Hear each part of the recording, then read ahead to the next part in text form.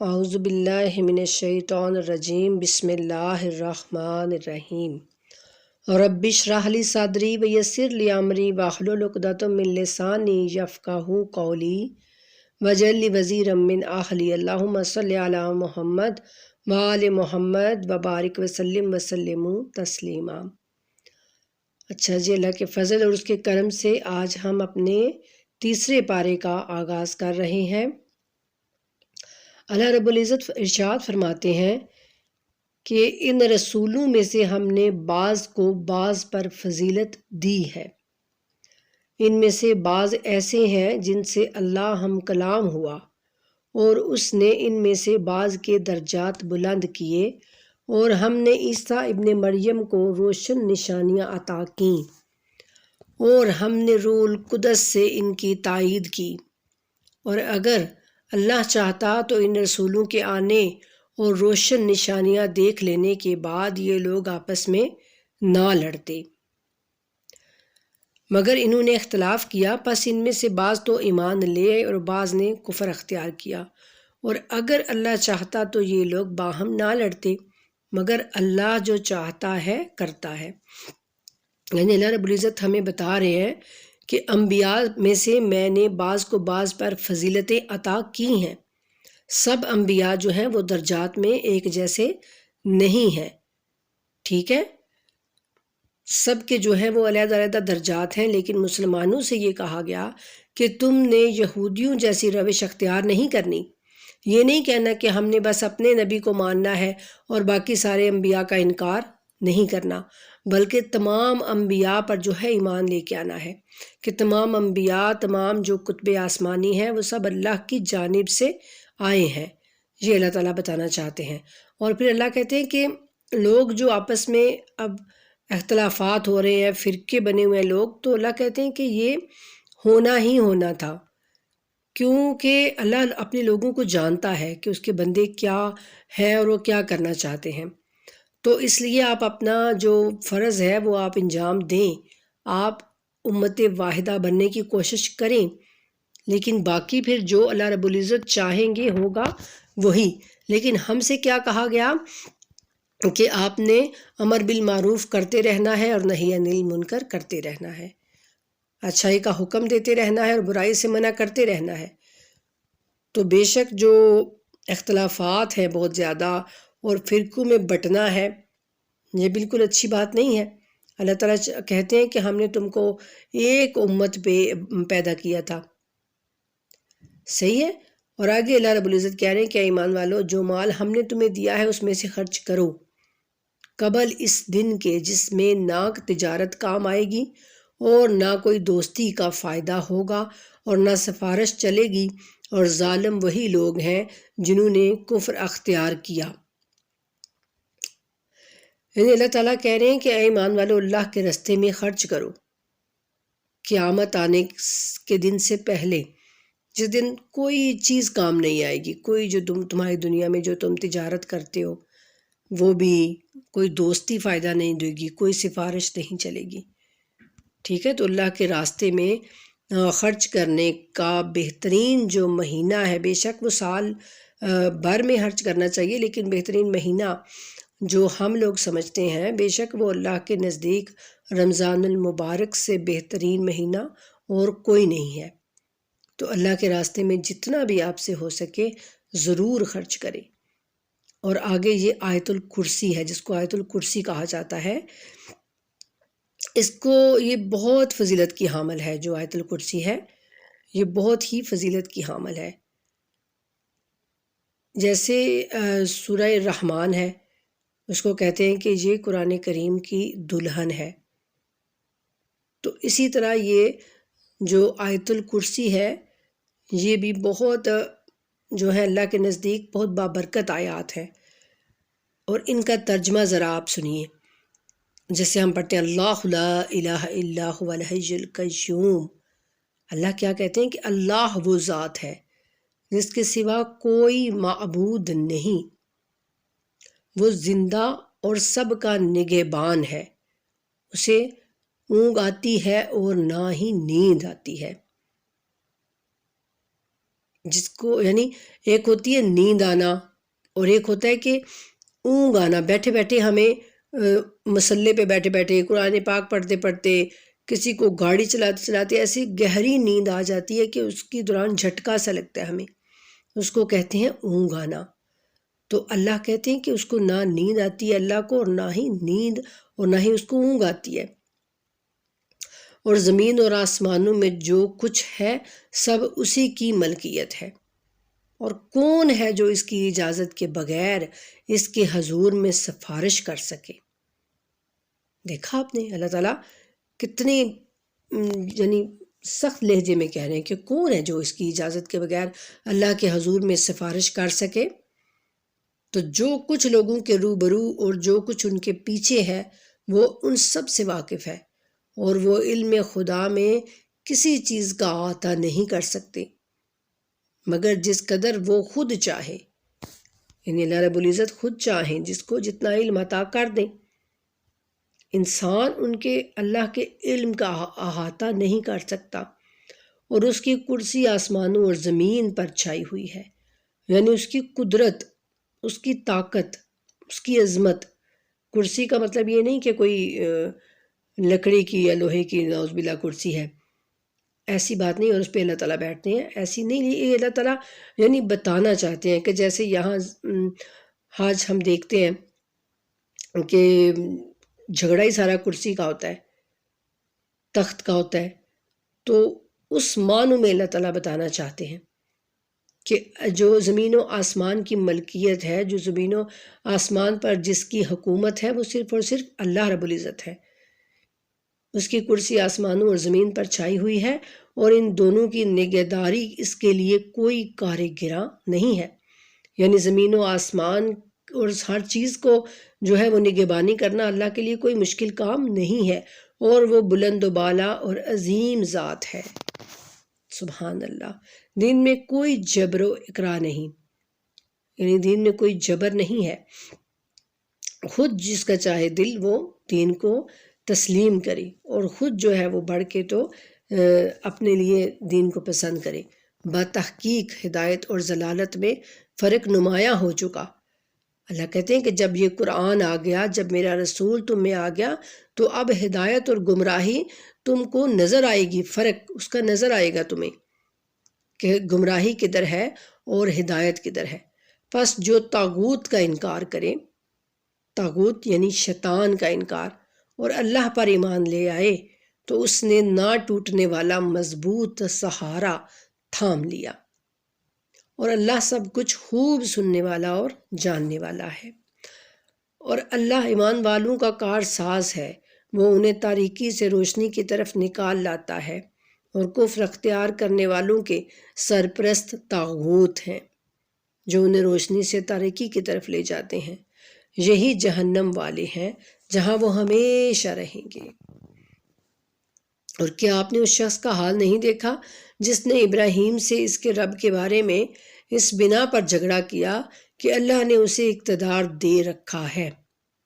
جب ابراہیم نے کہا میرا رب وہ ہے جو زندہ کرتا ہے اور مارتا ہے، تو اس نے کہا زندگی اور موت دینا میرے اختیار میں بھی ہے۔ ابراہیم نے کہا اللہ تو سورج کو مشرق سے نکالتا ہے، تو اسے مغرب سے نکال کر دکھا۔ یہ سن کر وہ کافر مبہوت ہو کر رہ گیا، اور اللہ ظالموں کی رہنمائی نہیں کرتا۔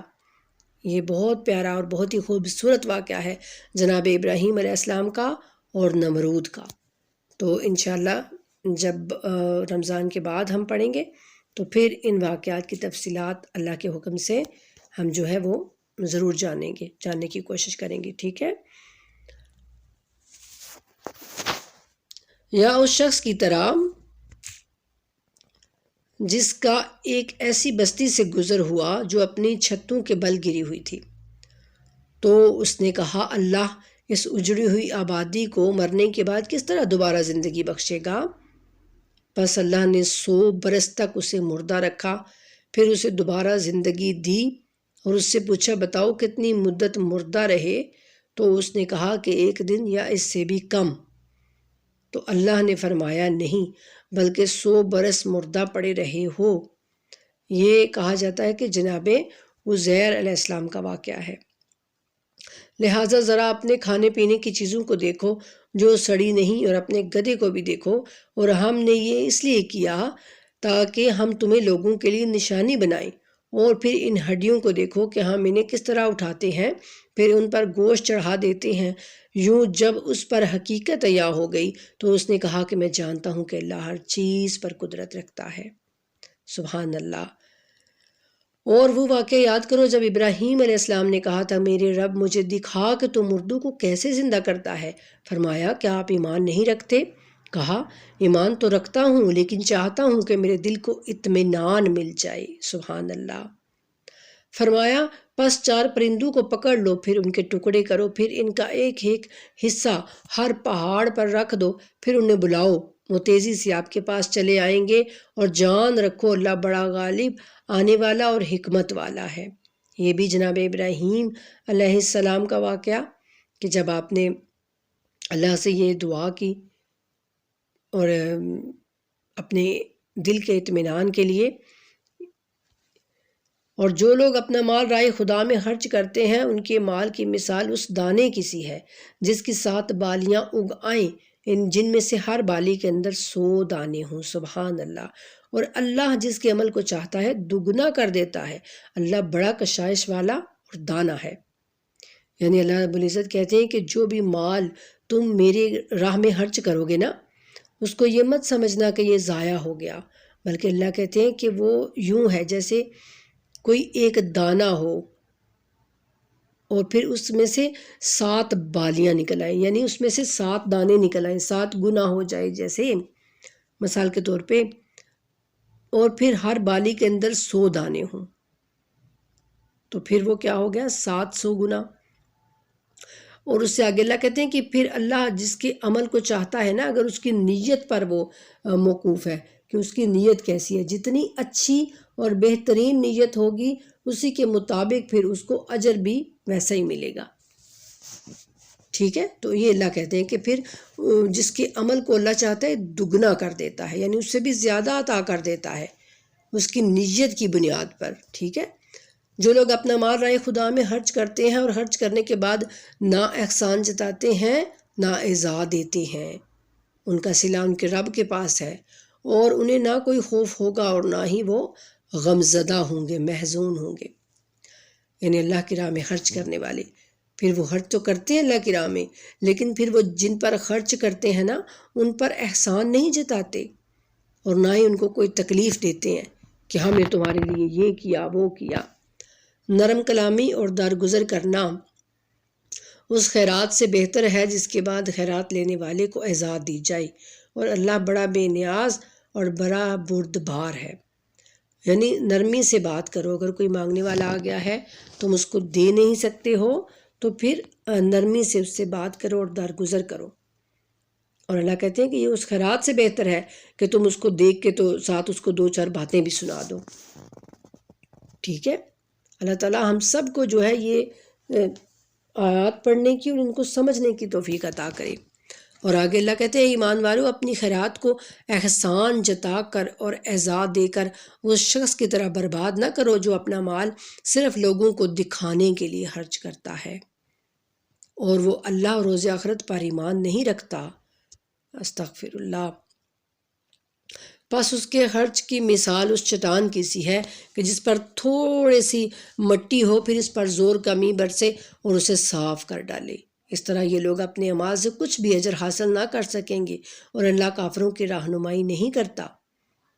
یعنی دکھاوے کے لیے لوگوں پر مال خرچ نہ کرو کہ لوگ کہیں کہ یہ تو بڑا مال خرچ کرنے والا ہے، یہ تو بڑا غریبوں کو دیتا ہے، یہ تو بڑا راشن بانٹنا ہے رمضان میں، یہ تو یہ کرتا ہے وہ کرتا ہے۔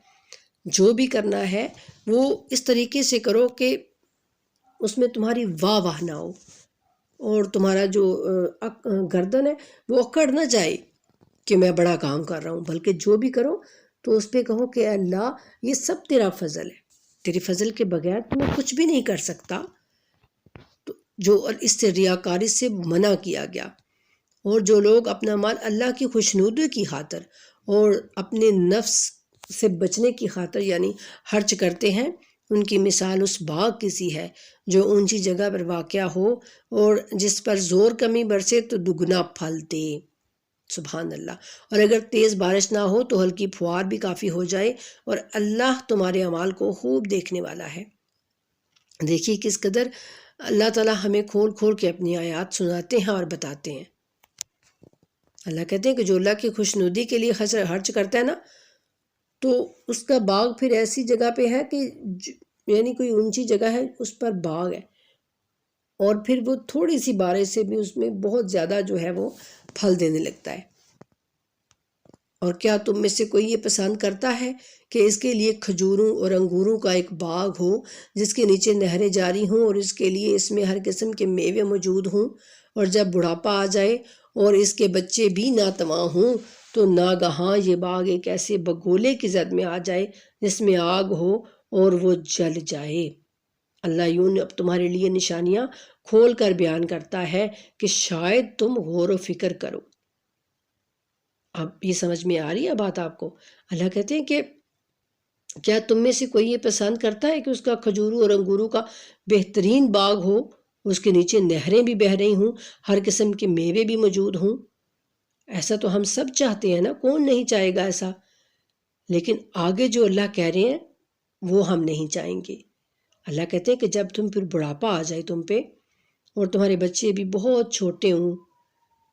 تو پھر وہ جو تمہارا سارا کچھ باغ ہے وہ جل جائے، تو پھر یعنی کچھ بھی نہ بچے تمہارے لیے، تمہارے اندر بھی اتنی طاقت نہیں ہے کہ تم دوبارہ سے محنت مزدوری کر سکو اور پھر یہ سب کچھ بنا سکو، تمہارے بچے بھی بہت چھوٹے چھوٹے ہیں، یعنی کچھ بھی تمہارے ہاتھ نہیں لگا۔ تو وہ اللہ کہتے ہیں کہ جو دکھاوے کے لیے خرچ کرتا ہے، جو ریاکاری کے لیے خرچ کرتا ہے، قیامت میں اس کے ہاتھ کچھ بھی آنے والا نہیں ہے۔ وہ سارا پیسہ بھی وہ دیتا جا رہا ہے نا لوگوں کو، لیکن دکھاوے کے لیے تو پھر اللہ کے پاس اس کا اجر تو بالکل بھی موجود نہیں ہے۔ یہ اللہ تعالیٰ بتانا چاہتے ہیں۔ اور آگے اللہ کہتے ہیں کہ اے ایمان والو، جو مال تم کماتے ہو اور جو کچھ ہم نے تمہارے لیے زمین سے نکالا ہے، اس میں سے عمدہ حصہ رائے خدا میں خرچ کرو، اور اس میں سے ردی چیز دینے کا قصد ہی نہ کرو، اور اگر کوئی وہی تمہیں دے تو تم خود اسے لینا گوارا نہ کرو گے، مگر یہ کہ چشم پوشی کر جاؤ اور جان رکھو کہ اللہ بڑا بے نیاز اور لائق ستائش ہے، یعنی ہر حمد کے لائق ہے، تعریف کے لائق ہے اللہ۔ اللہ کہتے ہیں کہ تم اپنے بہترین مال جو ہے وہ اللہ کے راہ میں خرچ کرو، ایسی چیزیں مت دو جو اب کوئی اگر تمہیں دے تو تم وہ ناک منہ چڑھا کے لو۔ اب اللہ تعالیٰ کتنی بہترین مثال دے رہے ہیں نا، کہ اگر ہم کسی کو یعنی وہ چیز دیں جو ہمیں بہت اچھی لگتی ہے، جو ہمارے دل کو بھاتی ہے، لیکن اگر ہم وہ چیز دیں جو ہمیں خود بھی پسند نہیں ہے، تو وہ اللہ کہہ رہے ہیں کہ ایسی چیزیں میرے راستے میں نہ دو جو تمہیں پسند ہی نہیں ہے خود بھی۔ اور شیطان تمہیں تنگ دستی کا خوف دلاتا ہے اور بے حیائی کی ترغیب دیتا ہے، جبکہ اللہ تم سے اپنی بخشش اور فضل کا وعدہ کرتا ہے، اور اللہ بڑا صاحب وسط اور دانا ہے۔ یعنی شیطان یہی کہے گا کہ تم اللہ کی راہ میں کم خرچ کرو، پھر تم خود جو ہے وہ محتاج ہو جاؤ گے۔ تو وہ اللہ کہتے ہیں کہ شیطان تمہیں بے حیائی اور اللہ کے راستے میں نہ خرچ کرنے کا جو ہے وہ باتیں بتاتا ہے۔ اور اللہ جس کو یعنی وہ جسے چاہتا ہے حکمت عطا فرماتا ہے، اور جسے حکمت دی جائے گویا اسے خیر کثیر دیا گیا ہے، اور صاحبان عقل ہی نصیحت قبول کرتے ہیں۔ یعنی حکمت، علم بہت بڑی چیز ہے۔ اللہ کہتے ہیں کہ جس کو حکمت عطا ہو گئی تو پھر اس کو خیر کثیر دیا گیا اللہ کی جانب سے۔ اور تم جو کچھ خرچ کرتے ہو یا نظر مانتے ہو، اللہ کو اس کا علم ہے، اور ظالموں کا کوئی مددگار نہیں ہے۔ اور اگر تم اعلانیہ خیرات دو تو وہ بھی خوب ہے، اور اگر پوشیدہ طور پر اہل حاجت کو دو تو یہ بھی تمہارے حق میں زیادہ بہتر ہے، اور یہ تمہارے کچھ گناہوں کا کفارہ ہوگا، اور اللہ تمہارے اعمال سے خوب باخبر ہے۔ یعنی اگر تم کسی کو دکھا کے بھی دے رہے ہو، یعنی ظاہری طور پہ تم دے رہے ہو، تو وہ بھی اللہ کہتے ہیں کہ ٹھیک ہے، لیکن اس میں تمہارے دل میں یہ خیال ہو کہ بھئی میں اگر کسی کو کسی کے سامنے کچھ دوں گا تو دوسرے کا بھی جو ہے اس کو بھی ترغیب ہوگی کہ چلو میں بھی جو ہے کسی کی مدد کروں، میں بھی کوئی اللہ کے راستے میں دوں۔ اگر تو ہمارا یہ والا ارادہ ہو تو وہ خوب ہے، لیکن اگر ہمارا یہ ارادہ ہو کہ نہیں میں دوں اس کے سامنے، اس کو پتہ چلے میں کتنا خرچ کرتا ہوں اللہ کے راستے میں، تو پھر وہ بیکار ہو گیا، اس کا کوئی اجر نہیں ملے گا۔ اور اللہ کہتے ہیں کہ اگر تم پوشیدہ طور پر کسی کو دیتے ہو، یعنی چھپ کے دیتے ہو، تو وہ تمہارے لیے زیادہ بہتر ہے، اور وہ تمہارے کچھ گناہوں کا کفارہ ہو جائے گا۔ سبحان اللہ۔ اور آپ کے ذمے نہیں ہے کہ انہیں جبراً ہدایت دیں، بلکہ خدا ہی جسے چاہتا ہے ہدایت دیتا ہے، اور تم جو بھی مال خرچ کرو گے اس کا فائدہ تم ہی کو ہے، اور تم صرف اللہ کی خوشنودی کے لیے خرچ کرو گے، اور جو مال تم خرچ کرو گے تمہیں اس کا پورا اجر دیا جائے گا، اور تمہارے ساتھ کوئی زیادتی نہیں ہوگی۔ سبحان اللہ۔ دیکھیے اللہ تعالیٰ کتنی کھول کھول کے ہمیں اپنی آیتیں بتاتے ہیں نا۔ ان فقراء کے لیے خرچ کرو جو رائے خدا میں اس طرح گھر گئے ہیں کہ وہ معیشت کے لیے زمین میں دوڑ دھوپ نہیں کر سکتے۔ یعنی کوئی ایسے فقراء کا مطلب فقیر نہیں ہے، فقراء کا مطلب ہوتا ہے کہ جو اس قدر مجبور اور جیسے کوئی بوڑھا ہو گیا ہے، اس کے چھوٹے چھوٹے بچے ہیں، اور وہ ان کا خرچ نہیں اٹھا سکتا، اب اس میں اتنی جان نہیں ہے کہ وہ ان کے لیے کما کے لا سکے، اس کو کہتے ہیں فقراء۔ یا پھر کوئی ایسا ہے اگر وہ نوجوان بھی ہے تو اس کے لیے کوئی ایسا روزگار میسر نہیں ہے اس کو کہ وہ اپنے بچوں کا خرچ، ان کے جو اخراجات ہیں وہ برداشت کر سکے، تو وہ اس کو کہا جاتا ہے فقراء۔ یعنی وہ مانگنے والے نہیں ہیں، لیکن تم جانتے ہو کہ ان کے گھر کے حالات کیسے ہیں، تو ناواقف لوگ ان کی حیا و عفت کی بنا پر انہیں مالدار خیال کرتے ہیں۔ یعنی جو لوگ ان کو نہیں جانتے وہ یہ سمجھتے ہیں کہ بہت مالدار ہے یہ کوئی، لیکن حالانکہ ان کے قیافے سے تم ان کی حاجت مندی کو پہچان سکتے ہو۔ وہ تکرار کے ساتھ نہیں مانگتے، اور جو مال تم خرچ کرتے ہو اللہ اس سے خوب واقف ہے۔ یعنی جو نہ مانگے لیکن تمہیں جانتے ہو تم کہ ان کے گھر کے حالات کیسے ہیں، تو تم خود جو ہے وہ کسی نہ کسی بہانے سے، کسی نہ کسی طریقے سے ان کی مدد کرتے رہو۔ جو لوگ اپنا مال شب و روز پوشیدہ اور علانیہ طور پر خرچ کرتے ہیں، ان کا اجر ان کے رب کے پاس ہے، اور انہیں نہ کوئی خوف ہوگا اور نہ ہی وہ غمزدہ ہوں گے۔ جو لوگ سود کھاتے ہیں، اب اللہ کے راستے میں خرچ کرنے کے بارے میں ساری تفصیلات اللہ تعالیٰ بتا کے تو اب سود کے بارے میں بات آ رہی ہے۔ جو سود کھاتے ہیں وہ بس اس شخص کی طرح اٹھیں گے جسے شیطان نے چھو کر ہوا سے باختہ کیا ہو، یعنی وہ پاگلوں کی طرح جن کا دماغ خراب ہو گیا ہے۔ استغفر اللہ۔ قیامت کے دن وہ اس طرح سے اٹھیں گے، جو سود کھانے والا ہوگا نا وہ اپنی قبروں سے اسی طرح اٹھے گا کہ حواس باختہ ہوگا، اور اس کی یہ نشانی کی وجہ سے ہی لوگ سمجھ جائیں کہ یہ سود کھانے والا ہے۔ اس کی وجہ یہ ہے کہ وہ کہتے ہیں کہ تجارت بھی تو سود ہی کی طرح ہے، حالانکہ اللہ نے تجارت کو حلال اور سود کو حرام قرار دیا ہے۔ پس جس شخص تک اس کے رب کی طرف سے نصیحت پہنچی اور وہ سود لینے سے باز آ گیا، تو جو پہلے لے چکا وہ اسی کا ہوگا، وہ اس کا معاملہ اللہ کے سپرد ہے۔ اور جس نے اعادہ کیا تو ایسے لوگ جہنمی ہیں، یعنی جس نے اللہ کی آیات کو سننے کے بعد پھر بھی سود سے وہ باز نہ آیا تو ایسے لوگ جہنمی ہیں، جہاں پر وہ ہمیشہ رہیں گے۔ سود کی ڈیفینیشن کیا ہے؟ اس میں علماء کرام جو ہے وہ بہت ساری تعویلات جو ہیں وہ مانتے ہیں، لیکن ایک مختصر اور چھوٹی سی جو بات ہے نا، سود یعنی وہ ہوتا ہے کہ اگر کوئی استغفر اللہ، یعنی اگر کسی کو میں کوئی 10,000 روپے دیتی ہوں اور پھر میں اس سے کہتی ہوں کہ اب آپ نے مجھے ہر مہینے اس پر جو ہے نا وہ 500 روپے دیتے رہنا ہے، جب تک کہ آپ مجھے یہ 10,000 واپس نہیں لوٹا دیتے، تو وہ ہر مہینے میں 500 لے کے اس سے کھاتی رہوں اور وہ 10,000 اس بیچارے سے نہ بن پڑے اور نہ وہ مجھے دے۔ تو اس طرح یہ ہوتا ہے سود۔ سود کی جو سب سے ایک یعنی بڑی جو بات ہے نا، جو صحیح سود جس کو کہتے ہیں وہ یہی والا سود ہوتا ہے کہ آپ نے اس طرح سے اس کو لٹکائی رکھا اور آپ ہر مہینے اس سے لے کے کھاتے رہے، اور یہی سود جو ہے وہ یہودی علماء کیا کرتے تھے، یہی سود کا کام، استغفر اللہ۔ اللہ ہم سب کو معاف کرے، اور زیادہ پھر جو ہے اس کے متعلق وہ علماء کرام بہتر بتا سکتے ہیں، ٹھیک ہے۔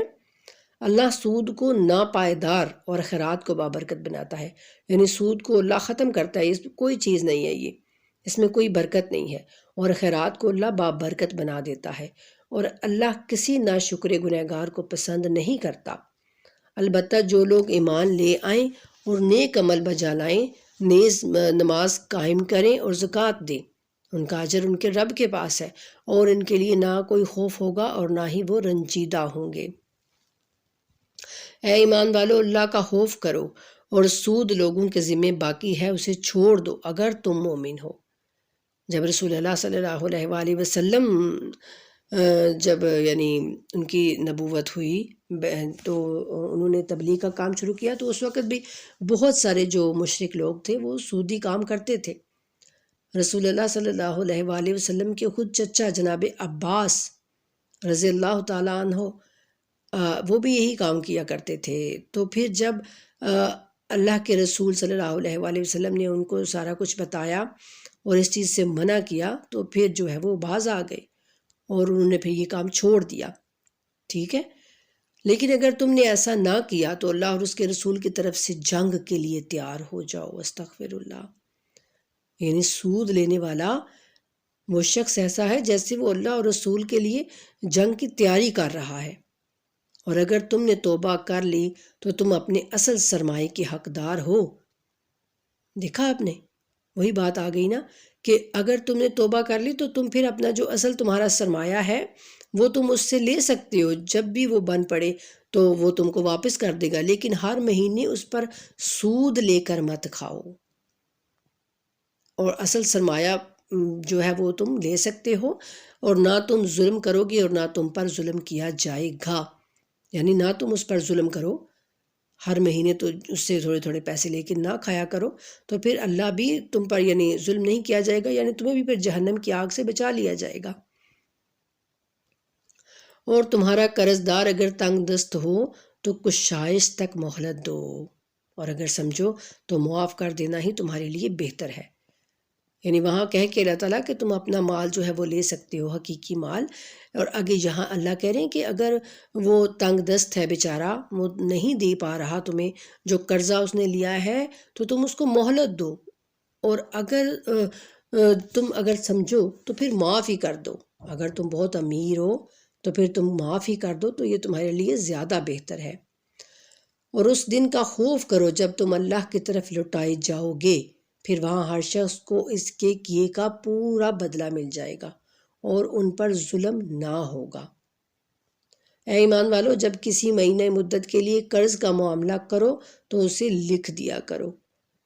اور لکھنے والے کو چاہیے کہ تمہارے درمیان انصاف کے ساتھ تحریر کرے، اور جسے اللہ نے لکھنا سکھایا اسے لکھنے سے انکار نہیں کرنا چاہیے، پس وہ دستاویز لکھے اور املا وہ شخص کرائے جس کے ذمہ قرض ہے، اور اسے اپنے رب یعنی اللہ سے ڈرنا چاہیے، اور اس میں کسی قسم کی کمی نہیں کرنی چاہیے۔ لیکن اگر قرض دار کم عقل یا ضعیف یا مضمون لکھوانے سے عاجز ہو تو اس کا ولی انصاف کے ساتھ املا کرائے۔ پھر تم لوگ اپنے میں سے 2 مردوں کو گواہ بنا لو، اگر 2 مرد نہ ہوں تو 1 مرد اور 2 عورتوں کو گواہ بناؤ۔ دیکھا آپ نے، اللہ تعالیٰ عورتوں کو، یعنی اب میں خود بھی عورت ہوں، لیکن جو اللہ تعالیٰ ہم کو، ہمارے اندر جو اللہ تعالیٰ نے صلاحیت نہیں دیکھی تو نہیں دیکھی، اللہ تعالیٰ نے عورتوں کو جو ہے وہ کم عقلی یعنی تصور کیا ہے، اور جن گواہوں کو تم پسند کرو تاکہ اگر ان میں سے ایک بھول جائے تو دوسری اسے یاد دلائے۔ عورتوں کو یعنی اگر ایک بھول بھی جائے تو پھر دوسری اس کو یاد دلا دے۔ اور جب گواہی کے لیے گواہ طلب کیے جائیں تو انہیں انکار نہیں کرنا چاہیے، اور قرض چھوٹا ہو یا بڑا، مدت کے تعین کے ساتھ اسے لکھنے میں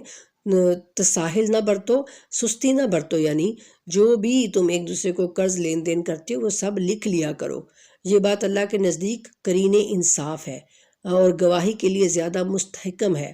اور اس سے تم اس بات کی زیادہ نزدیک ہو جاتے ہو کہ شک و شبہ نہ کرو۔ مگر یہ کہ تم آپس میں جو دست بدست تجارتی معاملات کرتے ہو ان کے لکھنے یا نہ لکھنے میں کوئی مذائقہ نہیں ہے۔ البتہ جب خرید و فروخت کیا کرو تو گواہ بنا لیا کرو اور کاتب اور گواہ کو نقصان نہ دیا جائے، اور ایسا کرو گے تو یہ تمہاری طرف سے نافرمانی ہوگی، اور اللہ سے ڈرو، اور اللہ تمہیں تعلیمات سے آراستہ فرماتا ہے، اور اللہ تو ہر چیز کا خوب علم رکھنے والا ہے۔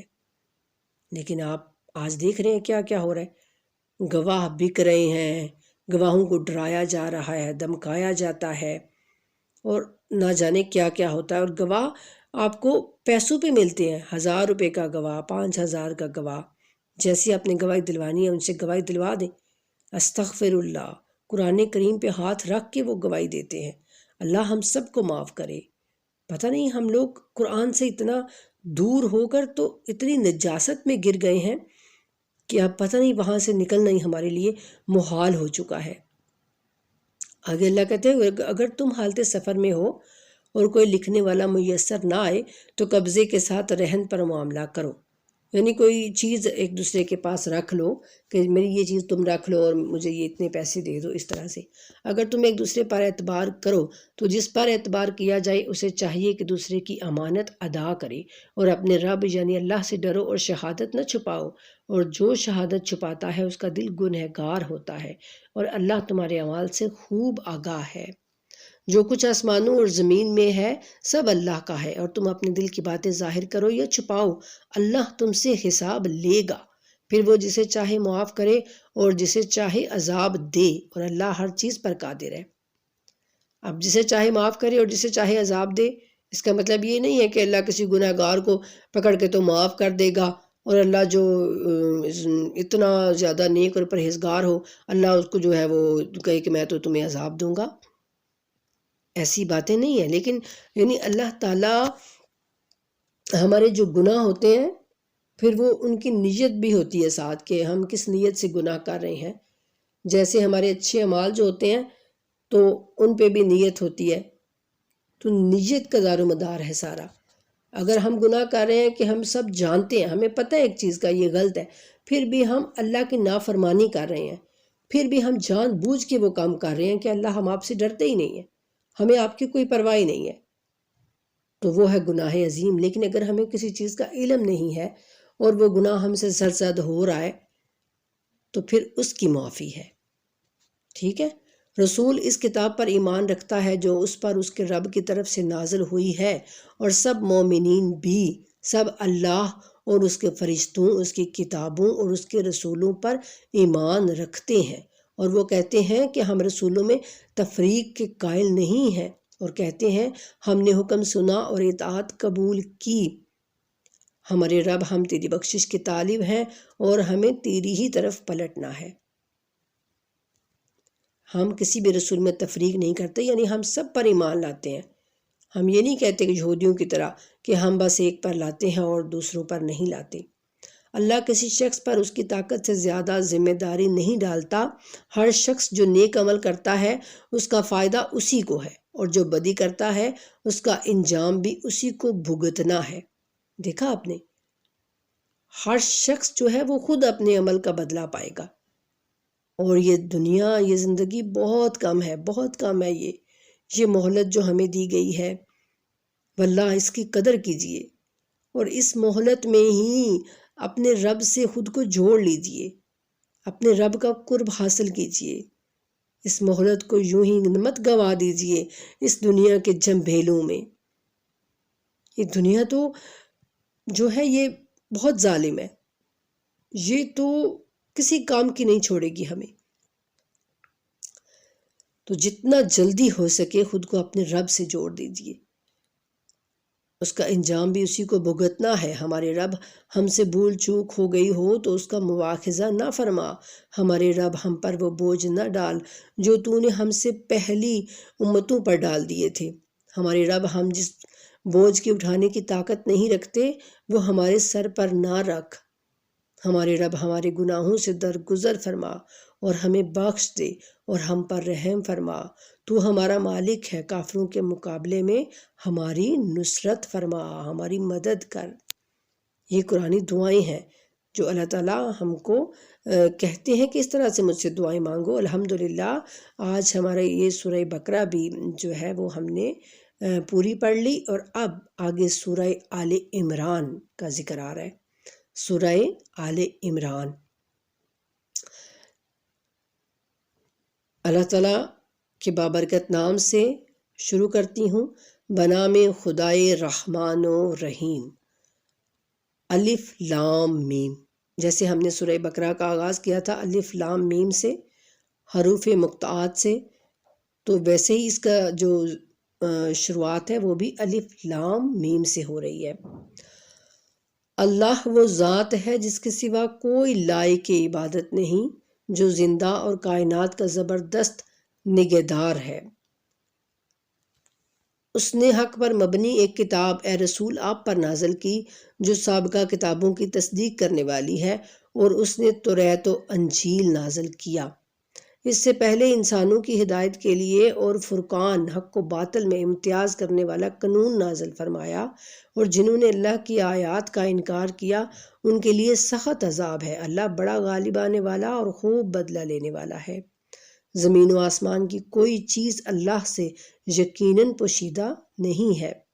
وہی تو ہے جو ماؤں کے رحموں میں جیسی چاہتا ہے تمہاری تصویریں بناتا ہے۔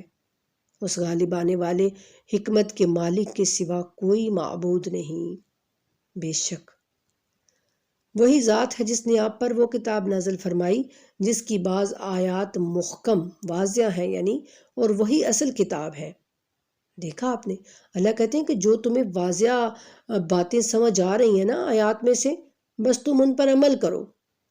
جو کچھ متشابہ ہیں جن کی تمہیں سمجھ نہیں آتی ان کو چھوڑ دو، مگر یہ کہہ کے مت چھوڑ دو ہمیں تو پورا قرآن ہی سمجھ نہیں آتا۔ اللہ جی آپ نے پتہ نہیں کیا اس میں لکھ دیا ہے، استغفر اللہ، ہمیں تو سمجھ ہی نہیں آ رہا۔ تو یہ بات نہیں ہے، اللہ کہتے ہیں کہ کچھ آیات محکم ہیں اور کچھ ہیں متشابہ، جن کے دلوں میں کجی ہے وہ فتنہ اور تعویل کی تلاش میں متشابہات کے پیچھے پڑے رہتے ہیں،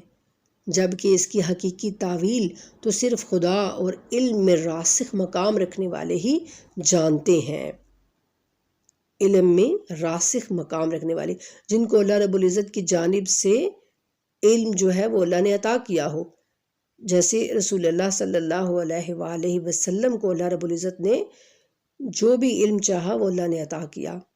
اور رسول اللہ صلی اللہ علیہ وآلہ وسلم نے کیا فرمایا کہ میں علم کا گھر ہوں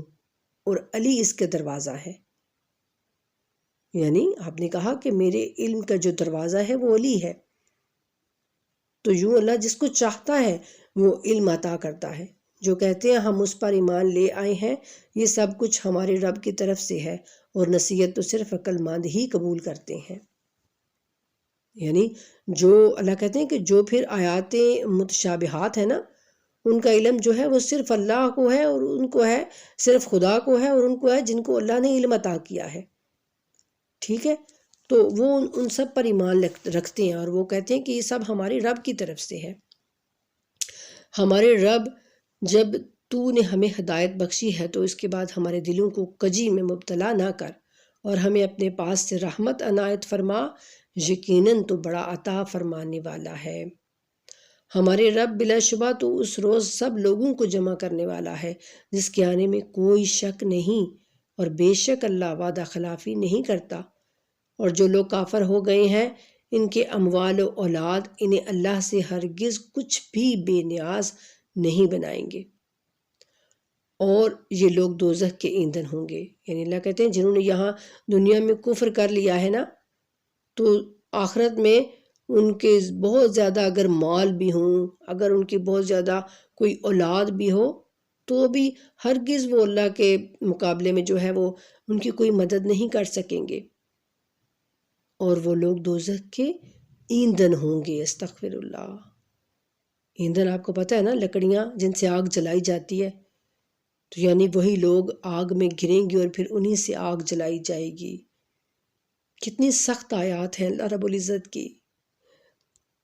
کہ پڑھ کے جو دل ہے وہ دہلنے لگ جاتا ہے۔ اللہ ہم سب کو معاف کر دیں، اور ان کا حال بھی فرعونیوں اور ان سے پہلے لوگوں کا سا ہوگا۔ یعنی جو اللہ کی آیات کا انکار کر دے گا، جو ان کو سن کے بھی انسنا کر دے گا، اللہ ان کو کن کے ساتھ ملا رہے ہیں؟ فرعونیوں کے ساتھ، اور ان سے پہلے لوگوں کا سا ہوگا جنہوں نے ہماری آیات کو جھٹلایا، بس اللہ نے انہیں ان کے گناہوں کی وجہ سے گرفت میں لے لیا، اور اللہ سخت عذاب دینے والا ہے۔ اللہ کی آیات کو سمجھیے اور ان پر عمل کرنے کی کوشش کیجیے۔ کوشش تو کریں ہم لوگ، اللہ ہمت دے گا، مدد کرے گا انشاءاللہ اللہ ہماری۔ تو اے رسول صلی اللہ علیہ وآلہ وسلم، جنہوں نے انکار کیا ہے ان سے کہہ دیجئے کہ تم عنقریب مغلوب ہو جاؤ گے اور جہنم کی طرف اکٹھے کیے جاؤ گے، اور وہ بدترین ٹھکانہ ہے۔ تمہارے لیے ان دو گروہوں میں جو جنگ بدر کے دن باہم مقابل ہوئے ایک نشانی تھی۔ ایک گروہ اللہ کی راہ میں لڑ رہا تھا اور دوسرا کافر تھا۔ وہ کفار ان مسلمانوں کو اپنی آنکھوں سے اپنے سے دگنا مشاہدہ کر رہے تھے، اور خدا جسے چاہتا ہے اپنی نصرت سے اس کی تائید کرتا ہے، اور جو بصیرت صاحبان بصیرت ہیں، یعنی جو جانتے ہیں، جو دیکھتے ہیں، جو سمجھتے ہیں، ان کے لیے اس واقعے میں یقیناً بڑی عبرت ہے۔ جنگ بدر کا واقعہ اللہ تعالیٰ بتا رہے ہیں کہ ان میں جو ہے بہت نشانی ہے تمہارے لیے۔ یہ بہت خوبصورت اور پیارے واقعات ہیں، لیکن ابھی میں ان کی تفصیلات میں نہیں جا رہی ہوں، انشاءاللہ بعد میں ان کی تفصیلات پڑھیں گے۔ لوگوں کے لیے خواہشات نفس کی رغبت، مثلاً عورتیں، بیٹے، سونے اور چاندی کے ڈھیر لگے خزانے، عمدہ گھوڑے، مویشی اور کھیتی زیب و زینت بنا دی گئی ہیں۔ یہ سب دنیاوی زندگی کے سامان ہیں، اور اچھا انجام تو اللہ ہی کے پاس ہے۔ یعنی اللہ کہتے ہیں کہ یہ سب جو چیزیں ہیں نا، یہ دنیا میں تمہاری آزمائش ہیں، یہ تمہاری آزمائش کے لیے یہ سب کچھ، اور شیطان تمہیں انہی چیزوں میں لگا دیتا ہے، اور انہی چیزوں میں تم گم ہو جاتے ہو۔ وہ شیطان جو ہے وہ انہی چیزوں کو زیب و زینت کر کے تمہیں دکھاتا ہے، اور تم پھر انہی میں گم ہو جاتے ہو۔ بلکہ اللہ کہتے ہیں کہ جو اللہ کے پاس ہے وہ بہترین ہے، اور کہہ دیجئے کہ کیا میں تمہیں اس سے بہتر چیز بتاؤں؟ سبحان اللہ۔ یعنی رسول اللہ سے اللہ کہہ رہے ہیں کہ آپ لوگوں سے کہیے کہ یہ سب چیزیں جو بھی آئی ہیں، جن کی ہم سب ہر جو بندہ ہے وہ ان کا دل دادا ہوتا ہے، بیٹے، بیویاں، اولاد، سونا، چاندی، زیور، زمین، جائیداد، سب۔ تو اللہ کہتے ہیں کہ کیا میں تمہیں اس سے بہتر چیز بتاؤں؟ جو لوگ تقوی اختیار کرتے ہیں ان کے لیے ان کے رب کے پاس باغات ہیں جن کے نیچے نہریں بہہ رہی ہوں گی، ان میں وہ ہمیشہ رہیں گے، اور ان کے لیے پاکیزہ بیویاں، اور اللہ کی خوشنودی ہوگی، اور اللہ بندوں پر خوب نگاہ رکھنے والا ہے۔ سبحان اللہ۔ تقوی اختیار کرتے ہیں، اور اس کو رمضان کے مہینے کو کیا کہا گیا کہ روزے تمہارے لیے اس لیے تم پر فرض کیے گئے لعلکم تتقون، تاکہ تم تقوی والے بن جاؤ،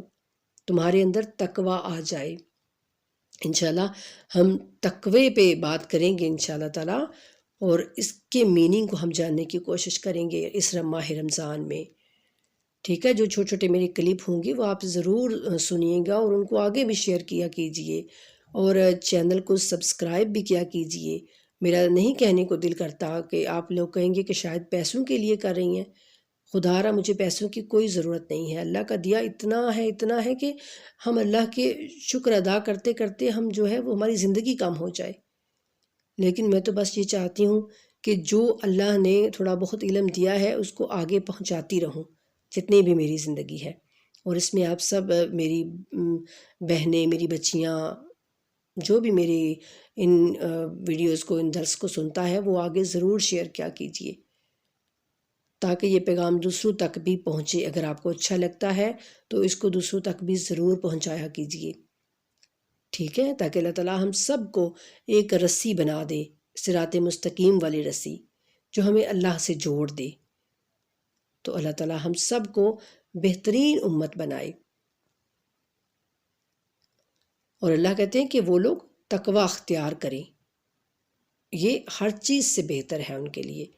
اور یہ وہ لوگ ہیں جو کہتے ہیں کہ ہمارے رب بلا شک ہم ایمان لائے، بس ہمارے گناہ بخش دے اور ہمیں جہنم کی آگ سے بچا لے۔ یہ لوگ صبر کرنے والے اور راست باز، سیدھے رستے پر چلنے والے، عبادت میں مشغول رہنے والے اور خرچ کرنے والے، اللہ کے راستے میں اور سحر کے اوقات میں طلب مغفرت کرنے والے ہیں۔ یعنی اللہ تعالیٰ بتا رہے ہیں کہ مجھے کیسے بندے پسند ہیں، متقین کیسے ہوتے ہیں۔ یہ متقین کی نشانیاں ہیں۔ اللہ نے خود شہادت دی ہے کہ اس کے سوا کوئی معبود نہیں، اور فرشتوں اور اہل علم نے بھی یہی شہادت دی۔ وہ عدل قائم کرنے والا ہے، اس کے سوا کوئی معبود نہیں، وہ بڑا غالب آنے والا ہے اور حکمت والا ہے۔ اللہ کے نزدیک دین صرف اسلام ہے۔ سبحان اللہ، دیکھا آپ نے، اللہ چاہتے ہیں ہم سب اسلام والے بن جائیں، ہم سب مسلمان بن جائیں، ہمارا اور کوئی نام نہ ہو، ہماری کوئی اور پہچان نہ ہو، ہم مسلمان بنیں، ہم مومن بنیں۔ اللہ کے نزدیک دین صرف اسلام ہے، اور جنہیں کتاب دی گئی انہوں نے علم حاصل ہو جانے کے بعد آپس کی زیادتی کی وجہ سے اختلاف کیا، اور جو اللہ کی نشانیوں کا انکار کرتا ہے تو بے شک اللہ اس سے جلد حساب لینے والا ہے۔ اور اے رسول صلی اللہ علیہ وآلہ وسلم، اگر یہ لوگ آپ سے جھگڑا کریں تو ان سے کہہ دیجئے میں نے اور میری اتباع کرنے والوں نے، تو اللہ کے آگے اپنا سر جو ہے وہ تسلیم خم کر دیا، یعنی اپنا سر جھکا دیا اللہ کے سامنے۔ اور پھر اہل کتاب اور ناخواندہ ان پڑھ لوگوں سے پوچھئے کہ کیا تم نے بھی تسلیم کیا ہے؟ اگر یہ لوگ تسلیم کر لیں تو یہ ہدایت یافتہ ہو جائیں گے، اور اگر منہ موڑ لیں تو آپ کی ذمہ داری صرف پیغام پہنچا دینا ہے، اور اللہ اپنے بندوں پر خوب نظر رکھنے والا ہے۔ یعنی رسول اللہ سے اللہ تعالیٰ کہہ رہے ہیں کہ آپ کا جو کام ہے نا وہ صرف پیغام پہنچانا ہے لوگوں تک، باقی لوگ خود جو ہے وہ ایکسیپٹ کریں نہ کریں یہ ان پر، میں نے ان کو باشعور بنایا ہے، میں نے ہر انسان کو عقل دی ہے، سوچنے کے لیے آنکھیں دی ہیں، دیکھنے کے لیے کان دیے ہیں، سننے کے لیے، تو وہ خود اپنے لیے رستہ جو ہے وہ تعین کر سکتا ہے۔ تو آپ کی ذمہ داری کیا ہے کہ صرف حق پہنچا دیں۔ تو اللہ تعالیٰ ہم سب کو حق پہنچانے کی جو اللہ تعالیٰ نے امت محمدی کی ذمہ داری بھی لگائی ہے، تو اللہ تعالیٰ ہم سب کو توفیق دیں کہ ہم بھی سب دوسروں تک جو ہے وہ صرف حق پہنچاتے رہیں اور باطل سے ہم سب کتراتے رہیں۔ جو لوگ اللہ کی آیات کا انکار کرتے ہیں اور انبیاء کو ناحق قتل کرتے ہیں اور لوگوں میں سے انصاف کا حکم دینے والوں کو بھی قتل کرتے ہیں، انہیں دردناک عذاب کی خوشخبری سنا دیجیے۔ ایسے لوگوں کے اعمال دنیا و آخرت میں برباد ہو گئے اور ان کا کوئی مددگار نہیں۔ کیا آپ نے نہیں دیکھا کہ جنہیں کتاب کا ایک حصہ دیا گیا ہے انہیں کتاب خدا کی طرف بلایا جاتا ہے تاکہ وہ ان کے درمیان فیصلہ کرے، تو ان میں سے ایک فریق کج ادائی کرتے ہوئے منہ پھیر لیتا ہے، یعنی وہ کہتے ہیں کہ مجھے آپ سے فیصلہ نہیں کروانا، اور ان کا یہ رویہ اس لیے ہے کہ وہ کہتے ہیں کہ جہنم کی آگ ہمیں چند روز کے سوا چھو نہیں سکتی، اور جو کچھ یہ بہتان تراشتے ہیں اس نے انہیں اپنے دین کے بارے میں دھوکے میں رکھا۔ یہ پھر آ گئی نا وہی بات جو یہودی کہتے تھے کہ ہمیں تو بس چند دن جو ہے وہ جہنم میں رہیں گے ہم، پھر ہمیں اللہ معاف کر دے گا اور ہم جنت میں حتماً جائیں گے، جنت ہماری ہے۔ تو اللہ کہتے ہیں کہ ایسا کچھ بھی نہیں ہونے والا، ان کے دین کے بارے میں ان کو دھوکہ دیا گیا ہے۔ پس اس دن ان کا کیا حال ہوگا جب ہم ان کو سب کو جمع کریں گے، اور جس کے آنے میں کوئی شک نہیں، اور ہر شخص اپنے اعمال کا پورا بدلہ پائے گا اور ان پر ذرہ برابر بھی ظلم نہیں کیا جائے گا۔ یعنی اللہ تعالیٰ کہتے ہیں کہ ہر شخص جو ہے وہ خود اپنے کیے کا پورا بدلہ پائے گا۔ اور کہہ دیجئے کہ اللہ اے مملکت ہستی، ہر چیز کے مالک، تو جسے چاہے حکومت دیتا ہے اور جس سے چاہے حکومت چھین لیتا ہے، اور تو جسے چاہے عزت دیتا ہے اور جسے چاہے ذلیل کر دیتا ہے، بھلائی سب تیرے ہی ہاتھ میں ہے، بے شک تو ہر چیز پر قادر ہے۔ یہ آیتیں، 2 آیتیں بہت بہترین آیتیں ہیں، ان کو ہر نماز کے بعد پڑھا کیجئے، تو ان سے اللہ تعالیٰ ہماری تمام مشکلات کو آسان کر دیتے ہیں۔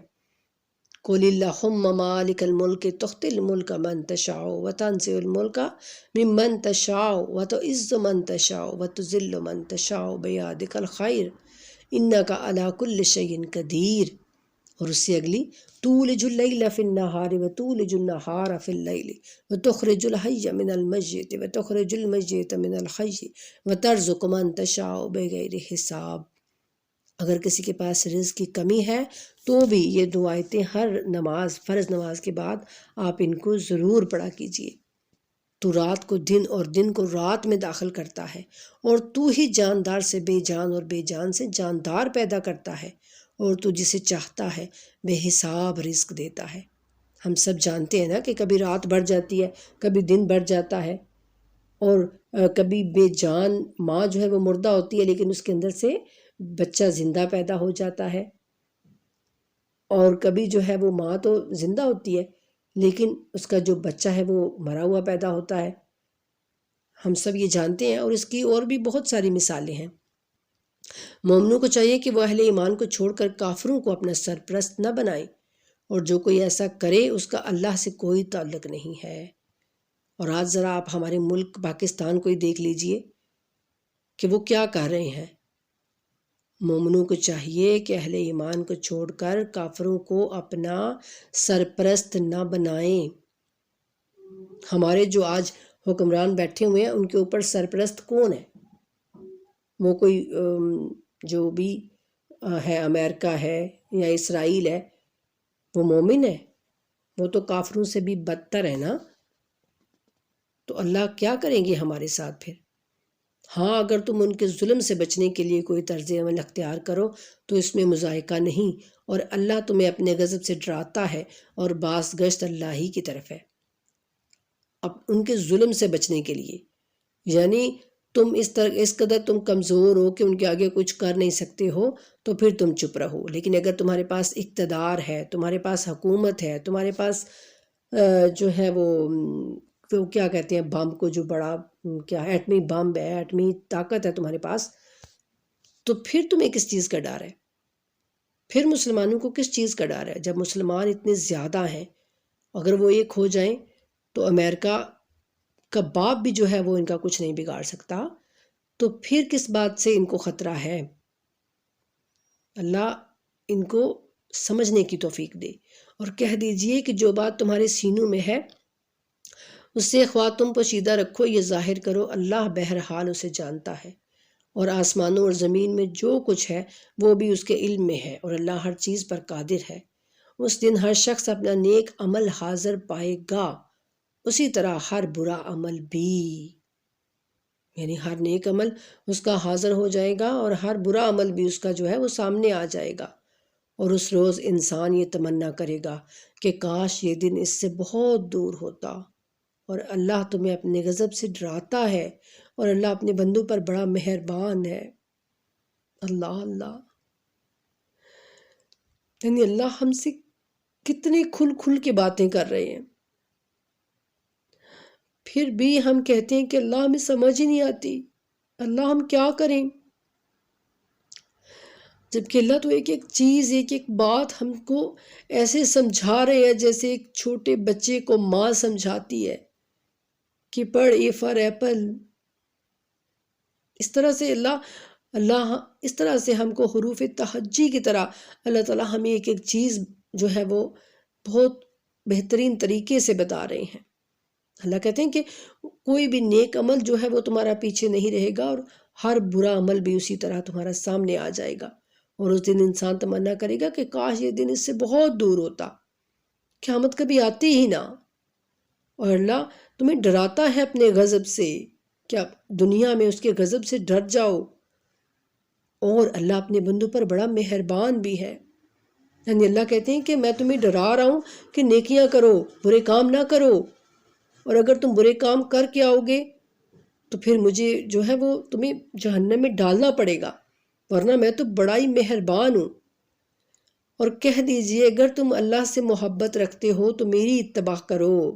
سبحان اللہ، رسول اللہ صلی اللہ علیہ وآلہ وسلم کے بارے میں کہا جا رہا ہے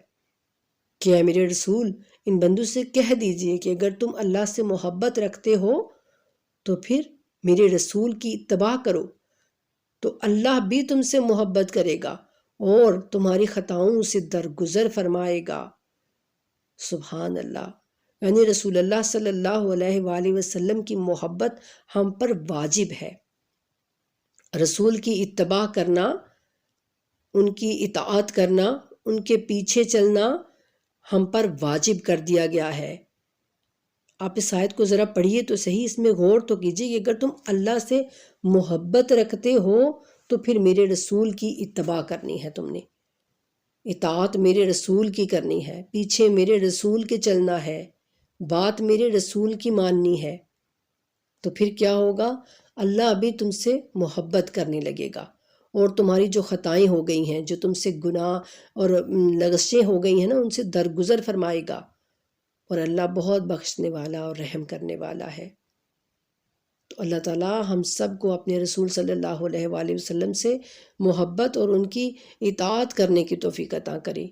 اور اے رسول کہہ دیجئے کہ اللہ اور رسول کی اطاعت کرو۔ بس اگر وہ لوگ روگردانی کریں تو اللہ کافروں سے محبت نہیں کرتا۔ اللہ کہہ رہے ہیں کہ اللہ کی اور میرے رسول کی بات کو مانو، اور اگر تم ایسا نہیں کرو گے تو پھر اللہ کہہ رہے ہیں کہ اللہ کافروں سے محبت نہیں کرتا۔ بے شک اللہ نے آدم، نوح، آل ابراہیم اور آل عمران کو تمام عالمین پر برگزیدہ فرمایا ہے۔ وہ اولاد جو ایک دوسرے کی نسل سے ہیں، اور اللہ خوب سننے والا اور جاننے والا ہے۔ بے شک اللہ نے آدم کو، نوح کو، آل ابراہیم کو اور آل عمران کو تمام عالمین پر برگزیدہ فرمایا ہے۔ اس کی بہت ڈیٹیل سے بات ہم انشاءاللہ بعد میں کریں گے، ٹھیک ہے؟ وہ اولاد جو ایک دوسرے کی نسل سے ہیں،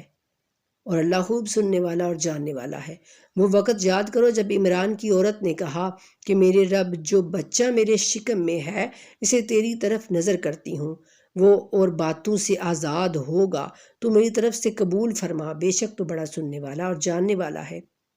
یہ جناب مریم کی جو ماں تھی نا، جناب حنا ان کا نام تھا، یہ ان کا ذکر ہے۔ پھر جب اسے جن چکی تو کہنے لگی میرے رب، میں نے لڑکی جنی، اور اللہ بہتر جانتا ہے کہ اس مادر مریم نے کیا جنا، اور لڑکا اس لڑکی جیسا نہیں ہو سکتا تھا، اور میں نے اس لڑکی کا نام مریم رکھا، اور میں اسے اور اس کی اولاد کو شیطان مردود سے تیری پناہ میں دیتی ہوں۔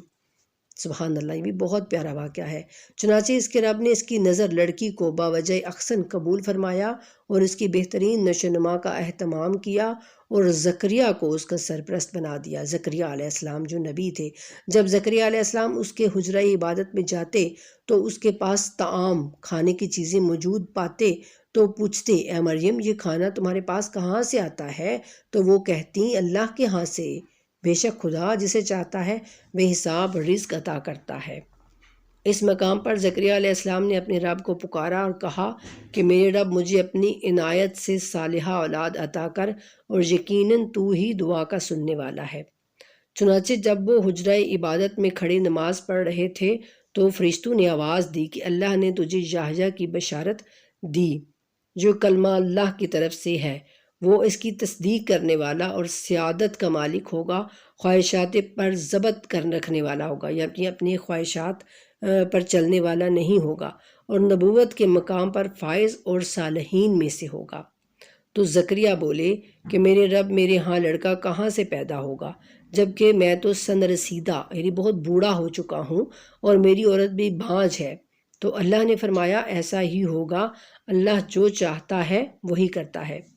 عرض کیا، میرے رب، میرے لیے کوئی نشانی مقرر فرما۔ تو اللہ نے فرمایا کہ تمہاری نشانی یہ ہوگی کہ تم 3 دن تک لوگوں سے اشارے کے علاوہ بات نہ کرو گے، اور اپنے رب کو خوب یاد کرو، اور صبح و شام اس کی تسبیح کرتے رہو۔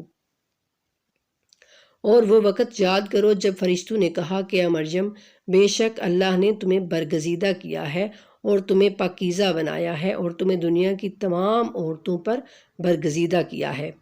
اور اے مریم، اپنے رب کی اطاعت کرو اور سجدہ کرتی رہو، اور رکوع کرنے والوں کے ساتھ رکوع کرتی رہو۔ یہ غیب کی خبریں ہم آپ کو وحی کے ذریعے بتا رہے ہیں، اور آپ تو ان کے پاس موجود نہ تھے جب وہ اپنے قلم پھینک رہے تھے کہ ان میں سے کون مریم کی سرپرستی کرے، اور نہ ہی آپ ان کے پاس اس وقت موجود تھے جب وہ جھگڑ رہے تھے۔ یہ سارا واقعہ جناب مریم علیہ السلام کی پیدائش سے لے کے آگے سارا وہ جناب زکریا نے کس طرح سے ان کی جو ہے وہ ان کو پالا، اور پھر جناب زکریا نے خود جو ہے پھر دعا کی جناب یحییٰ کی، یہ وہ سارا واقعہ انشاءاللہ بعد میں ہم اس کی تفصیلات پڑھیں گے۔ اور جب وہ جھگڑ رہے تھے، جب فرشتوں نے کہا ہے مریم اللہ تجھے اپنی طرف سے ایک کلمے کی بشارت دیتا ہے جس کا نام مسیح عیسیٰ ابن مریم ہوگا، وہ دنیا و آخرت میں آبرو مند ہوگا اور مقرب لوگوں میں سے ہوگا، اور وہ لوگوں سے گہوارے میں یعنی بچپن میں، جیسے جھولے میں ہوتا ہے بچہ بہت چھوٹا، گہوارے میں اور بڑی عمر میں گفتگو کرے گا اور صالحین میں سے ہوگا۔ مریم نے کہا کہ میرے رب میرے ہاں لڑکا کس طرح ہوگا، مجھے تو کسی شخص نے چھوا تک نہیں۔ تو فرمایا کہ ایسا ہی ہوگا، اللہ جو چاہتا ہے خلق فرماتا ہے، جب وہ کسی امر کا ارادہ کر لیتا ہے تو اس سے کہتا ہے کہ ہو جا تو وہ ہو جاتا ہے، اور اللہ اسے کتاب و حکمت اور توریت و انجیل کی تعلیم دے گا، اور وہ بنی اسرائیل کی طرف بھیجے گئے رسول کی حیثیت سے کہے گا کہ میں تمہارے رب کی طرف سے نشانی لے کر تمہارے پاس آیا ہوں، یعنی جناب عیسیٰ علیہ السلام، وہ یہ کہ میں تمہارے سامنے مٹی سے پرندے کی شکل کا مجسمہ بناتا ہوں اور اس میں پھونک مارتا ہوں تو وہ حکم خدا سے پرندہ بن جاتا ہے، اور میں اللہ کے حکم سے مادر زاد اندھے کو یعنی جو پیدائش سے اندھا ہو اور برس کے مریض کو تندرست اور مردے کو زندہ کرتا ہوں، اور میں تم لوگوں کو بتاتا ہوں کہ تم کیا کھاتے ہو اور اپنے گھروں میں کیا جمع کر کے رکھتے ہو۔ اگر تم صاحبان ایمان ہو تو اس میں تمہارے لیے نشانی ہے، یعنی یہ جو سارے معجزات جناب عیسیٰ کہہ رہے ہیں کہ جو سارے معجزات میں تمہیں دکھا رہا ہوں، اگر تم عقل والے ہو تو اس میں تمہارے لیے نشانی ہے کہ تم اپنے رب پر ایمان لاؤ اور مجھے اللہ کا پیغمبر، اللہ کا رسول تسلیم کرو، اور اپنے سے جو پہلے آنے والے توریت کی تصدیق کرتا ہوں جو مجھ سے پہلے یعنی کتاب آئی ہے، اور جو چیزیں تم پر حرام کر دی گئی تھیں ان میں سے بعض کو تمہارے لیے حلال کرنے آیا ہوں، اور میں تمہارے رب کی طرف سے نشانی لے کر تمہارے پاس آیا ہوں، لہٰذا اللہ سے ڈرو اور میری اطاعت کرو، بے شک اللہ میرا رب ہے اور تمہارا بھی رب ہے، لہٰذا تم اس کی بندگی کرو، یہی سیدھا راستہ ہے۔ جب عیسیٰ علیہ السلام نے محسوس کیا کہ وہ لوگ کفر اختیار کر رہے ہیں تو بولے اللہ کی راہ میں کون میرا مددگار ہوگا؟ حواریوں نے کہا ہم اللہ کے مددگار ہیں، ہم اللہ پر ایمان لائے ہیں اور ہم آپ پر گواہ ہیں اور آپ گواہ رہیں کہ ہم فرما بردار ہیں۔ یعنی جب کوئی بھی ایمان نہیں لا رہا تھا، بہت کم لوگ جو ہیں جناب عیسیٰ علیہ السلام پر ایمان لائے، تو وہ حواری کہلائے جو جناب عیسیٰ علیہ السلام کے ماننے والے تھے۔ ہمارے رب جو تو نے نازل فرمایا اس پر ہم ایمان لائی اور ہم نے رسول کی پیروی قبول کی، بس ہمارا نام بھی گواہوں کے ساتھ لکھ دے۔ ان لوگوں نے عیسیٰ کے قتل کی تدابیر سوچیں اور اللہ نے بھی جوابی تدابیر فرمائی، اور اللہ بہترین تدبیر کرنے والا ہے۔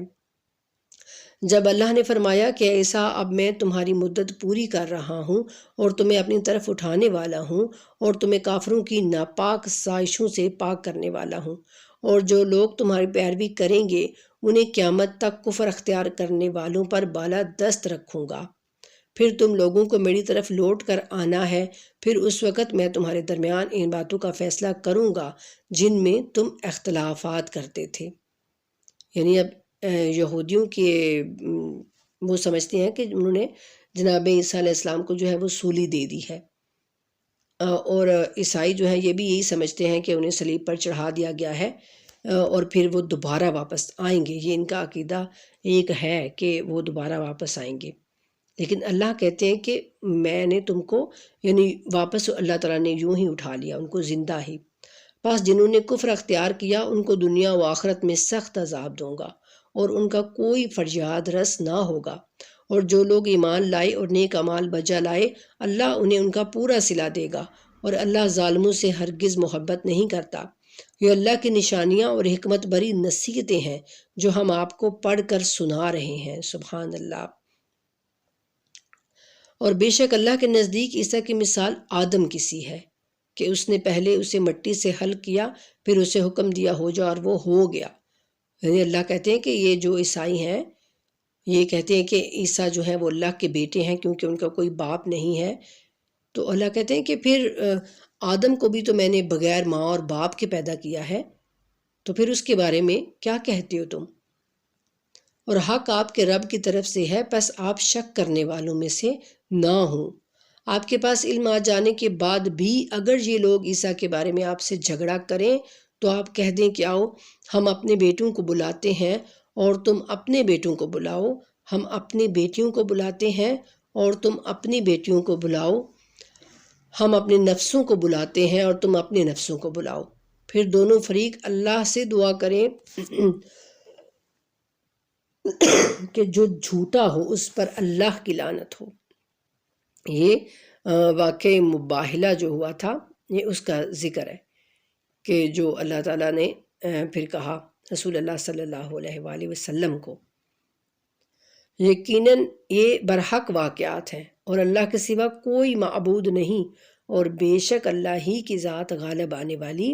اور حکمت والی ہے۔ اور اگر یہ لوگ قبول حق سے پھر جائیں، یعنی حق کو قبول نہ کریں، تو اللہ مفسدوں کو یقیناً خوب جانتا ہے،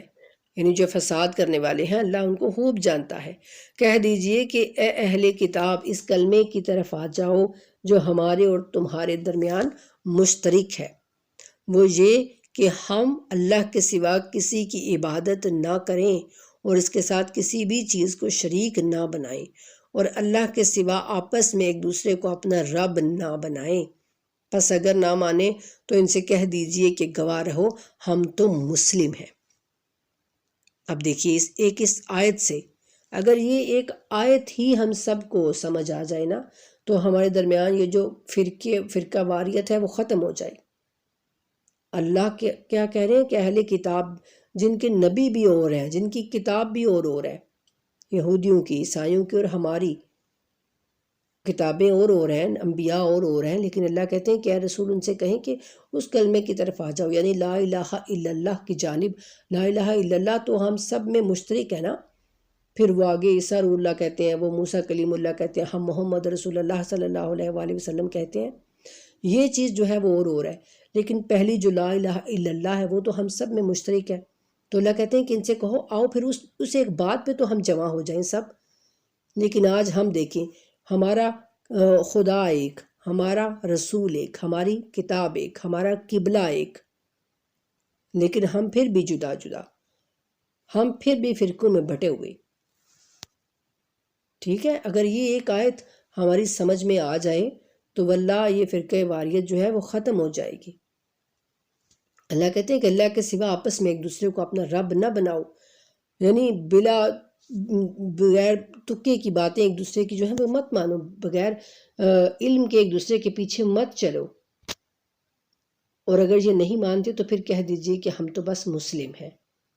یعنی یا رسول اللہ اگر صلی اللہ علیہ وآلہ وسلم اگر یہ لوگ آپ کی بات نہیں مانتے تو آپ ان سے پھر کہہ دیں کہ ٹھیک ہے تم گواہ رہو کہ ہم تو صرف مسلم ہیں، اپنے رب کے فرما بردار ہیں۔ اے اہل کتاب تم ابراہیم کے بارے میں کیوں نزاع کرتے ہو، یعنی تم ان کے بارے میں کیوں جھگڑا کرتے ہو، حالانکہ توریت اور انجیل تو ابراہیم کے بعد نازل ہوئی ہے، کیا تم عقل نہیں رکھتے؟ جو یہودی ہیں وہ کہتے تھے کہ ابراہیم یہودی تھے، جو عیسائی ہیں وہ کہتے تھے کہ ابراہیم عیسائی تھے، کیونکہ وہ اللہ کے بہت قریبی، اللہ کے خلیل اللہ، اللہ کے بہت برگزیدہ پیغمبر تھے، اللہ کے پاس ان کا بہت اعلیٰ مقام تھا۔ تو اب دونوں فرقے جو ہیں وہ ان کو کھینچتے تھے اپنی جانب کہ وہ ہمارے اندر جو ہے وہ آ جائیں، لیکن اللہ کہتے ہیں کہ تم عیسائی اور یہودی تو بنے ہو بعد میں، توریت اور انجیل پر ایمان لایا، آپ نے اپنے رسول کو مانا، تو توریت اور انجیل تو ابراہیم کے بہت بعد میں نازل ہوئی ہے، اور کیا تم عقل نہیں رکھتے؟ اور جن باتوں میں تمہیں کچھ علم تھا ان میں تو تم نے جھگڑا کر ہی لیا، اب تو تم ایسی باتوں میں کیوں جھگڑتے ہو جن کا تمہیں کچھ بھی علم نہیں، اور یہ ساری باتیں اللہ جانتا ہے اور تم نہیں جانتے۔ ابراہیم نہ یہودی تھے نہ عیسائی، بلکہ وہ یکسوئی کے ساتھ مسلم تھے، اور وہ مشرکین میں سے ہرگز نہ تھے۔ مشرکین اللہ کیوں کہہ رہے ہیں عیسائیوں کو اور یہودیوں کو؟ کیونکہ یہودی جو ہے وہ کہتے ہیں کہ جناب عزیر جو ہیں وہ اللہ کے بیٹے ہیں، اور عیسائی کہتے ہیں کہ جناب عیسیٰ علیہ السلام اللہ کے بیٹے ہیں، یعنی اللہ کے ساتھ شرک کرتے ہیں۔ تو اس لیے اللہ کہتے ہیں کہ وہ مشرکین نہیں تھے جناب ابراہیم علیہ السلام، وہ تو اللہ کے فرما بردار تھے، اور ابراہیم سے نسبت رکھنے کا سب سے زیادہ حق ان لوگوں کو پہنچتا ہے جنہوں نے ان کی پیروی کی۔ اور اب یہ نبی یعنی جو اس سے پہلے بھی، یعنی اس کا مطلب آیت کا کہ رسول اللہ صلی اللہ علیہ وآلہ وسلم سے پہلے بھی کچھ لوگ ایسے تھے جو دین ابراہیمی پر تھے، جیسے کہ رسول اللہ صلی اللہ علیہ وآلہ وسلم کے آباء و اجداد، وہ سب کے سب دین ابراہیمی پر تھے۔ تو اللہ کہتے ہیں کہ دین ابراہیمی سے جو نسبت رکھنے کا سب سے زیادہ حق ان لوگوں کو پہنچتا ہے جنہوں نے ان کی پیروی کی، اور اب یہ نبی اور ایمان لانے والے زیادہ حق رکھتے ہیں، اور اللہ ایمان رکھنے والوں کا حامی ہے اور کارساز ہے، مددگار ہے ایمان رکھنے والوں کا اللہ۔ اور اہل کتاب کا ایک گروہ چاہتا ہے کہ تمہیں گمراہ کر دے، دراصل وہ اپنے آپ کو گمراہ کر رہے ہیں مگر وہ شعور نہیں رکھتے۔ اے اہل کتاب، تم اللہ کی آیات کا کیوں انکار کرتے ہو حالانکہ تم خود ان کا مشاہدہ کر رہے ہو؟ دیکھا، اللہ کہتے ہیں کہ تم خود توریت و انجیل میں یہ ساری نشانیاں پڑھ چکے ہو، رسول اللہ کے بارے میں ایک ایک بات تم نے خود جو ہے وہ پڑھی ہوئی ہے، تم سب کچھ جانتے ہو۔ اور اب جب تم رسول اللہ صلی اللہ علیہ وآلہ وسلم تمہارے سامنے، یعنی ایک کتاب ہم نے چیز ایک کتاب میں پڑھی کہ کوئی ایسا آنے والا ہے، کوئی ایسا آنے والا ہے، اور جب وہ خود ہمارے سامنے آ گیا تو وہ ان چیزوں کا، ان باتوں کا، ان آیات کا مشاہدہ ہوا نا۔ تو اللہ کہتے ہیں کہ تم اب کیوں اللہ کی آیات کا انکار کرتے ہو حالانکہ تم سامنے ساری چیزوں کا مشاہدہ کر رہے ہو۔ اور اے اہل کتاب، تم جان بوجھ کر حق کو باطل کے ساتھ کیوں ملاتے ہو اور حق کو چھپاتے ہو؟ اور اہل کتاب کا ایک گروہ آپس میں کہتا ہے ایمان لانے والوں پر جو کتاب نازل ہوئی ہے اس پر صبح ایمان لاؤ اور شام کو اس کا انکار کر دو، شاید وہ مسلمان اس سے یعنی پھر ان کا دل جو ہے وہ پشیمان ہو جائے اور وہ بھی مسلمان نہ رہیں، برگشتہ ہو جائیں، ثابت قدم نہ رہیں، یعنی وہ یہ اہل کتاب جو ہے وہ یہ پروپیگنڈا کر رہے ہیں اور اللہ یہ بتا رہے ہیں مسلمانوں کو۔ اور یہ لوگ آپس میں کہتے ہیں کہ اپنے دین کے پیروکاروں کے سوا کسی کی بات نہ مانو، کہہ دیجئے ہدایت تو بے شک وہ ہے جو اللہ کی طرف سے ہے۔ یعنی وہ اہل کتاب کہتے ہیں کہ ہم اپنے پیروکاروں کی، یعنی جو اپنے ہمارے بڑے ہیں ان کی بات ہم مانیں گے۔ تو اللہ کہتے ہیں کہ اللہ کی طرف سے حق آتا ہے، لیکن اہل کتاب یہ باہم یہ کہتے ہیں کہ کہیں ایسا نہ ہو جیسی چیز تمہیں ملی ہے ویسی کسی اور کو مل جائے، یا وہ تمہارے رب کی حضور تمہارے خلاف حجت قائم کر لیں، تو ان سے کہہ دیجئے کہ فضل تو بے شک اللہ ہی کے ہاتھ میں ہے، وہ جسے چاہے عطا فرمائی، اور اللہ بڑی وسعت والا اور جاننے والا ہے۔ انہوں نے ساری فضیلتیں اپنے لیے جمع کر کے رکھی ہوئی تھی نا، وہ کہتے تھے کہ ہم جو ہیں جناب ابراہیم کی اولاد ہیں، ہم جو ہیں جناب اسحاق علیہ السلام کی اولاد میں سے ہیں، تو ساری فضیلتیں اللہ تعالیٰ نے ہم کو دے رکھی ہیں۔ تو اب وہ یہ برداشت نہیں کر پا رہے تھے کہ رسول اللہ صلی اللہ علیہ وآلہ وسلم یعنی ان کے جو جد ہیں جناب اسماعیل علیہ السلام کی طرف سے بھی اب جو ہے وہ ان کو فضیلت مل رہی ہے۔ بس یہ بات ان کو کھٹک رہی تھی، یہ ان کو چبھ رہی تھی بات۔ اور اللہ کہتے ہیں کہ وہ جسے چاہتا ہے اپنی رحمت سے مختص کرتا ہے، یعنی اپنے رحمت کے لیے خاص کر لیتا ہے، اور اللہ عظیم فضل والا ہے۔ اور اہل کتاب میں کوئی ایسا بھی ہے کہ اگر آپ اسے ڈھیر دولت کا امین بنا دیں تو وہ آپ کو لٹا دے گا، البتہ ان میں کوئی ایسا بھی ہے جسے اگر آپ 1 دینار کا بھی امین بنا دیں تو وہ آپ کو ادا نہیں کرے گا جب تک آپ اس کے سر پر کھڑے نہ رہیں۔ اس کی وجہ یہ ہے کہ وہ کہتے ہیں کہ ناخواندہ غیر یہودی لوگوں کے بارے میں ہم پر کوئی ذمہ داری نہیں ہے، اور وہ جان بوجھ کر اللہ پر جھوٹ باندھتے ہیں۔ یعنی اللہ کچھ اہل کتاب کی تعریف بھی کر رہے ہیں کہ کچھ ایسے ہیں جو امین ہیں، امانتوں کا خیال رکھتے ہیں، اور کچھ ایسے ہیں جو بھی کسی کی امانت کا خیال نہیں رکھتے، وہ دیانتدار نہیں ہیں۔ اور وہ اس لیے ایسا کرتے ہیں کہ وہ کہتے ہیں کہ صرف جو یہودی ہیں نا ان کا ہم آپس میں جو ہے وہ ہمارا لین دین جو وہ ٹھیک رہنا چاہیے، باقی جو اگر کسی اور کا اگر ہم کچھ کھا پی جائیں گے تو وہ ہم پر کوئی ذمہ داری نہیں ہے۔ اور ہاں حکم خدا تو یہ ہے کہ جو بھی اپنا عہد پورا کرے اور تقوی اختیار کرے تو اللہ تقوی والوں کو یقیناً دوست رکھتا ہے۔ بے شک جو لوگ اللہ کے عہد اور اپنی قسموں کو تھوڑی قیمت پر بیچ ڈالتے ہیں ان کے لیے آخرت میں کوئی حصہ نہیں ہے، اور اللہ قیامت کے دن ان سے نہ تو کلام کرے گا اور نہ ان کی طرف نگاہ کرے گا اور نہ انہیں پاک کرے گا، بلکہ ان کے لیے دردناک عذاب ہوگا۔ جو اللہ سے اپنا عہد کرتے ہیں اور اپنی قسموں کو پھر بیچ ڈالتے ہیں تھوڑی قیمت پر، ان کے لیے بات ہو رہی ہے کہ اللہ سے عہد کرنا کہ اللہ نے اگر کوئی کسی کو عالم بنایا ہے، کسی کو علم دیا ہے، تو اس کو چاہیے کہ وہ علم ٹھیک ٹھیک آگے پہنچائے، لیکن اگر وہ اس میں ڈنڈی مار جائے قیمت دنیاوی قیمت کے لیے، تو یہ ان کی بات ہو رہی ہے۔ اور اہل کتاب میں یقیناً کچھ ایسے لوگ بھی ہیں جو کتاب پڑھتے ہوئے اپنی زبان کو اس طرح پھیرتے ہیں کہ تمہیں یہ خیال گزرے کہ یہ خود کتاب کی عبارت ہے، یعنی پڑھتے پڑھتے ہی وہ اس طرح سے الٹ پھیر کر جاتے ہیں، حالانکہ وہ کتاب سے متعلق نہیں، اور وہ کہتے ہیں کہ یہ اللہ کی جانب سے ہے، حالانکہ یہ اللہ کی جانب سے نہیں ہوتی، اور وہ جان بوجھ کر اللہ کی طرف جھوٹی نسبت دیتے ہیں۔ اور کسی انسان کو یہ حق نہیں پہنچتا کہ اللہ تو اسے کتاب، حکمت اور نبوت عطا فرمائے، پھر وہ لوگوں سے کہے کہ اللہ کے بجائے میرے بندے بن جاؤ، بلکہ وہ تو یہ کہے گا کہ جو تم اللہ کی کتاب کی تعلیم دیتے ہو اور جو کچھ پڑھتے ہو اس کا تقاضا یہ ہے کہ تم سچے ربانی بن جاؤ۔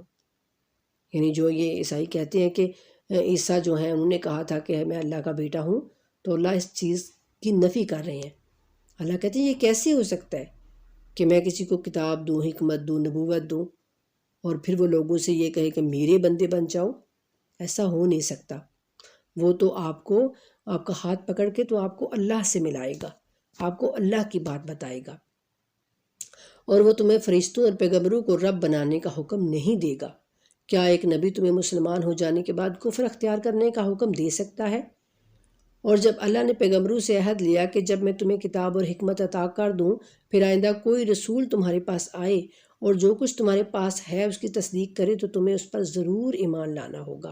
اور ضرور اس کی مدد کرنا ہوگی۔ پھر اللہ نے پوچھا کہ کیا تم اس کا اقرار کرتے ہو اور میری طرف سے عہد کی باہری ذمہ داری لیتے ہو؟ تو انہوں نے کہا کہ ہاں، ہم نے اقرار کیا۔ تو اللہ نے فرمایا پس تم گواہ رہو اور میں بھی تمہارے ساتھ گواہ ہوں۔ یعنی اللہ تعالیٰ کہتے ہیں کہ میں نے عہد جو الست ہے اس میں نے سب انبیاء سے یہ عہد لیا تھا کہ اس عہد پر میں نے ان کو رسول اور نبی بنایا تھا کہ دیکھو تمہارے بعد جو بھی اگر کوئی رسول، کوئی پیغمبر آئے گا اور میری طرف سے وہ کوئی نشانیاں لے کے آئے گا تو پھر تم اس کی تصدیق کرنا اور اس کی مدد کرنا۔ اور ہر پیغمبر نے رسول اللہ صلی اللہ علیہ وآلہ وسلم کے آنے کی بشارت جو ہے وہ دی ہے، جیسا کہ قرآن مجید میں خود ہم نے پڑھا نا کہ جو جناب عیسیٰ ہیں وہ کہتے ہیں کہ ایک احمد آنے والا ہے، تو اسی طرح توریت میں بھی ہے کہ ایک پیغمبر جو ہے وہ آئیں گے۔ تو اللہ کہتے ہیں کہ ہر نبی نے جو ہے وہ اس بات کے بارے میں کہا، رسول اللہ کی بشارت دی۔ بس اس کے بعد جو اپنے عہد سے پھر جائیں وہی لوگ فاسق ہیں۔ کیا یہ لوگ اللہ کے دین کے سوا کسی اور دین کے خواہ ہیں؟ حالانکہ آسمانوں اور زمین کی موجودات نے چاروں نہ چار اللہ کے آگے اپنا سر جو ہے وہ تسلیم خم کیا ہوا ہے، یعنی کوئی اگر چاہے یا نہ چاہے، بلکہ وہ ہر چیز، زمین و آسمان، اس کی موجودات، انہوں نے اپنے سر کو اپنے رب کے آگے جھکایا ہوا ہے اور سب کو اسی کی طرف پلٹنا ہے۔ اور کہہ دیجئے کہ ہم اللہ پر ایمان لائے اور جو ہماری طرف نازل ہوا ہے اس پر بھی، اور ان باتوں پر بھی جو ابراہیم، اسماعیل، اسحاق، یعقوب اور ان کی اولاد پر نازل ہوئی ہیں، اور جو تعلیمات موسیٰ و عیسیٰ اور باقی نبیوں کو اپنے رب کی طرف سے ملی ہیں ان پر ایمان لائے ہیں۔ ہم ان کے درمیان کسی تفریق کے قائل نہیں ہیں اور ہم تو اللہ کے تابع فرمان ہیں۔ کہا جاتا ہے کہ بہت سارے یہ چار جو کتابیں ہیں ان کے علاوہ بہت سارے صحیفے بھی، تقریباً 110 یا 112 کے قریب روایات میں ملتا ہے کہ صحیفے نازل ہوئے، آسمانی صحیفے، اور جو شخص اسلام کے سوا کسی اور دین کا خواہ ہوگا وہ اس سے ہرگز قبول نہیں کیا جائے گا، اور ایسا شخص آخرت میں خسارہ اٹھانے والوں میں سے ہوگا۔ اللہ کیوں کر اس قوم کی ہدایت کرے گا جو ایمان لانے کے بعد کافر ہو گئی ہے، حالانکہ وہ گواہی دے چکے تھے کہ یہ رسول برحق ہے، اور ساتھ ہی ان کے پاس روشن دلائل بھی آ گئے تھے۔ اور ایسے ظلم کے پھر وہ کیوں جو ہے وہ ظلم کرنے ہونے والوں کو اللہ ہدایت نہیں کرتا؟ یعنی جو اسی طرح ظلم کرتا ہے، ظلم کا مرتکب بھی ہو جاتا ہے، مرتکب ہو جاتا ہے، تو اللہ جو ہے ان کو ہدایت نہیں کرتا۔ اور ان لوگوں کی سزا یہ ہے کہ ان پر اللہ، فرشتوں اور انسانوں کی